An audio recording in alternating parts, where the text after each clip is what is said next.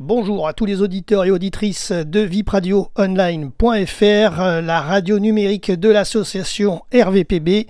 Vous écoutez notre podcast radio concernant le 38e Festival international des Jeux à Cannes au Palais des Festivals qui s'est tenu du 28 février au 2 mars 2025.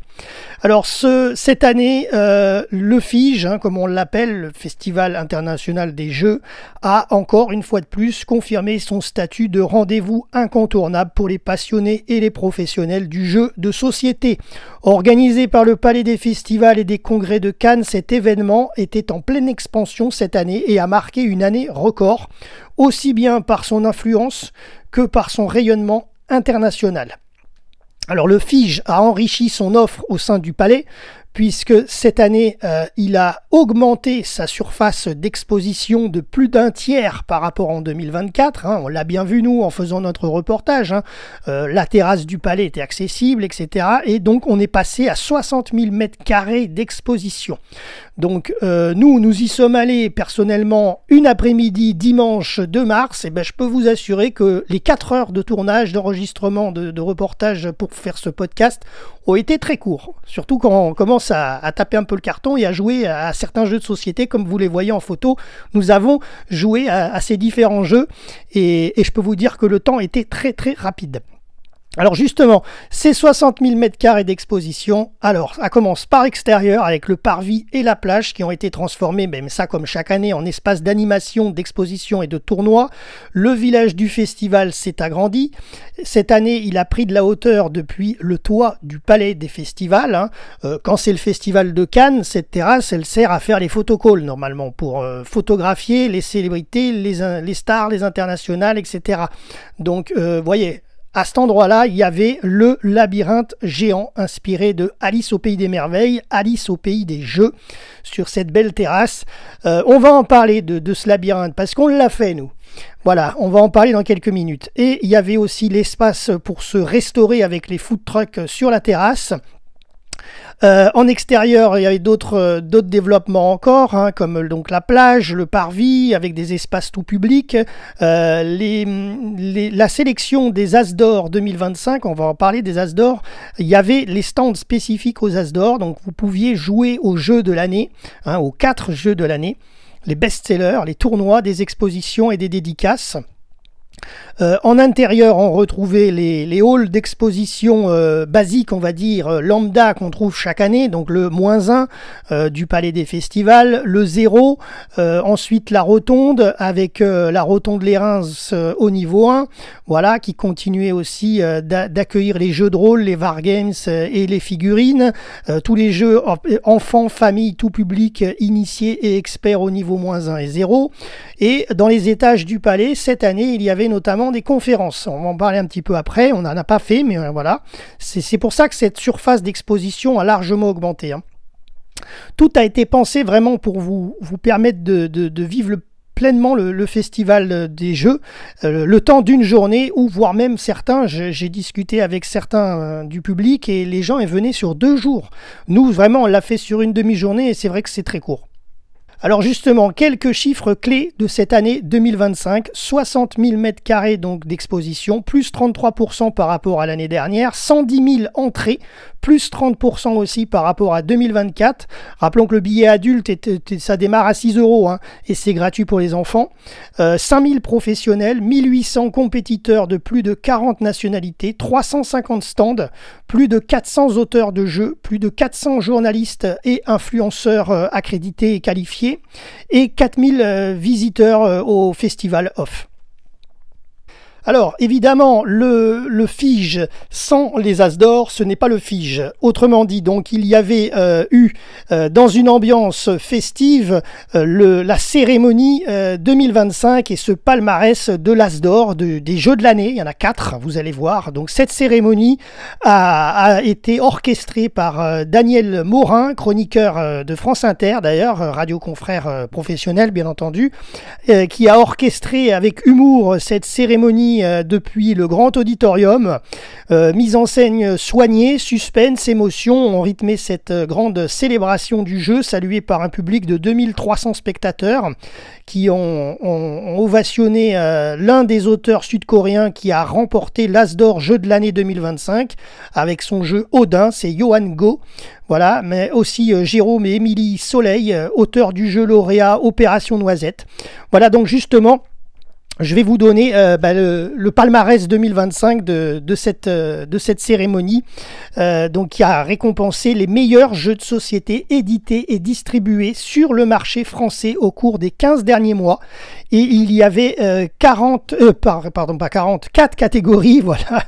Et il y avait également un jury cette année d'exception, puisque nous avions Pénélope, Damien Denoux, Marie Giordana, Sandra Lebrun, Nathalie Zakarian, Eva Zwarzinski, Boris Courteau, Pierre-André Joly et, tenez-vous bien, le comédien, auteur, humoriste français Vincent De Dienne, qui était le jury aussi, un des jurés de cette édition 2025. Alors, petit bémol, mais tout le monde l'a dit, hein, même ses confrères du jury, il était absent le jour de cette cérémonie des As d'or. Il n'était pas là, il avait un contretemps, donc voilà, il n'était pas présent. Et donc le public de l'auditorium, du grand auditorium, n'a pas pu l'écouter. Voilà, alors donc les catégories dans ce label As d'or, il y avait donc 4 catégories: jeu de l'année, jeu de l'année enfant, jeu de l'année initié et jeu de l'année expert. Alors dans la catégorie As d'or, jeu de l'année, la victoire revient à Odin. Odin, un jeu où vous envoyez vos meilleurs vikings à la bagarre, vous récupérez les cartes avec les bons personnages de la mythologie nordique, pour composer votre main et surprendre vos adversaires. Ça démarre à partir de 7 ans, ça peut se jouer de 2 à 6 joueurs et c'est d'une durée de 15 minutes la partie. Voilà. Et Yohan Go, donc l'un des auteurs, a été ovationné. Ensuite, pour la catégorie As d'or, jeu de l'année enfant, la victoire est revenue au jeu Opération Noisette. Alors, récupère toutes les noisettes sans réveiller la belette. Oh non, l'hiver arrive et la belette a volé toutes les noisettes à des écureuils avant de s'endormir au pied de l'arbre. Aide vite les écureuils à récupérer toutes leurs réserves, mais attention, la belette ne dort que d'un seul œil. Arriverez-vous à remettre toutes les noisettes dans l'arbre sans la réveiller? C'est pour les tout petits, hein. Ça commence à l'âge de 3 ans, voilà, de joueurs de 1 à 4 et c'est d'une durée de 10 minutes. Voilà, donc c'est comme elle a dit une des autrices, elle s'y attendait pas à gagner parce que c'est vraiment un jeu de premier réveil, hein, pratiquement, hein, à partir de 3 ans. Mais c'est ça aussi le FIJE, Festival international des jeux, c'est de faire gagner les jeux qui correspondent à la catégorie. Et là, c'est les enfants, voilà. Ils ont été mis à l'honneur et les plus petits. Ensuite, l'As d'or, jeu de l'année pour la catégorie des initiés. Victoire pour Behind. Alors, c'est résolver un puzzle sans le voir. Behind est un jeu d'ambiance mélangeant énigmes, déduction et tuiles à assembler comme un puzzle. Dans ce jeu de société original, retrouvez 3 tableaux à assembler. Faites preuve de logique en assemblant les tuiles et révélez une histoire, une énigme dans 3 univers bien différents. C'est pour les enfants de plus de 10 ans. Un seul joueur et 60 minutes la durée de partie. Voilà. Ensuite, concernant le dernier As d'or, c'est le jeu de l'année concernant les experts. Et là, c'est le jeu Kutna Hora qui a remporté cette édition 2025. Plongé au cœur de la Bohème au Moyen-Âge, de l'argent a été découvert dans une colline au centre de la Bohème. Les mineurs affluent sur le site, transformant une vallée tchèque endormie en une majeure du XIVe siècle. Les joueurs prennent la tête de riches familles, chacune ayant de l'influence dans divers guides. Ils utilisent leur richesse pour développer les mines et construire la ville de Kutna Hora. L'économie évolue au fur et à mesure que la ville se développe en fonction des choix faits par les joueurs. Vous l'avez compris, c'est la catégorie expert. Moi, personnellement, ça me dépasse un peu. Alors justement, c'est pour les enfants de plus de 13 ans, joueurs de 2 à 4 et environ 30 minutes par joueur. Voilà concernant ces 4 victorieux des As d'Or 2025.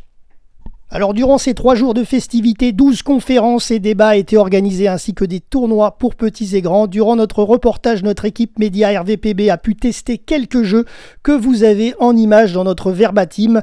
Umbrella de Flavien Dauphin et Benoît Turpin, Duck and Cover de Oussama Khelifati, et d'ailleurs je remercie Daisy qui était dans le stand exposant, qui a pu nous aider à comprendre les règles et qui a joué avec nous. Voilà, les célèbres Rubik's Cube, on n'a toujours pas réussi à les terminer, mais bon voilà, c'est toujours sympa les Rubik's Cube. Alors si vous voulez une petite anecdote, je le dis très brièvement, vous pouvez télécharger sur votre portable, votre téléphone, des applis qui existent gratuites d'intelligence artificielle pour résoudre les Rubik's Cube, et vous rentrez les critères de votre Rubik's Cube que vous avez dans les mains et vous pouvez le résoudre. C'est super satisfaisant. Voilà, même si ça sert à rien parce que vous savez toujours pas le faire tout seul. Ensuite le célèbre stand de Smart Games avec les Genius Star, le Genius Square, le Genius Games, le Loup et les 7 chevreaux et les IQ Digits. Ensuite, le jeu de flèches à ventouse, le Tossit, qui se joue contre un mur ou contre une porte. C'est jouable partout. Le Loup trouve tout. Ensuite, nous avons été sur la terrasse du Palais des Festivals. Vous avez des clichés de la Croisette d'ailleurs. Et vous avez la photo du POC. Le POC, c'est un jeu qui est très sympa, qui ressemble un petit peu inspiré de la pétanque avec des dés géants. Il y a 2 cochonnets en dés géants. Et ensuite, vous jouez non pas avec des boules, mais avec des dés géants.